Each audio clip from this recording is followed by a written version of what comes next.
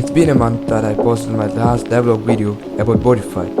I still haven't added weapons or multiplayer to the game, but still I have added some few details that I could add to the game. So let's see what I have done in a month. The main thing that I'm too slow to make this game is that I'm still learning Unity and C#. The first thing I did is I modeled a few weapons. I still haven't finished modeling all of them. I love how inventory and crafting system works, and so I tried adding them to the game, but it failed. The crafting system and inventory system will not be available in the first versions of the game, but it will be available in the later versions of the game. It was easy to make an inventory system for me, but it was way too difficult to make a crafting system. The inventory system I made actually worked, but I didn't like it, so I thought to change it. After failing on the inventory and crafting system, I thought to add chest to the game. So I modeled a good looking chest.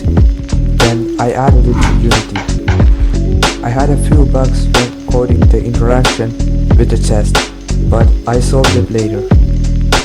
Then I added a chest opening animation. By far the game looks good for me, and I would like to know how you guys think about the game. And if you guys haven't subscribed to my channel yet, please subscribe to my channel, because I'm trying to make the Steam page from the money I get from YouTube. Then I can code multiplayer as well.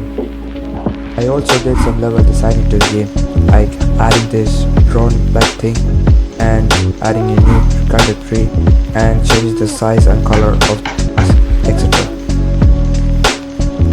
I also added toon shaders to the game. I added a particle system which shows leaves falling from the tree. That's it for this devlog, and I know this devlog is pretty short. It is because I haven't added too many things or any big things to the game. The reason is I was trying to learn Unity and C#. Anyway, thank you guys for watching this video, and please don't forget to like, share and subscribe, and click the bell icon so the future devlog will be notified.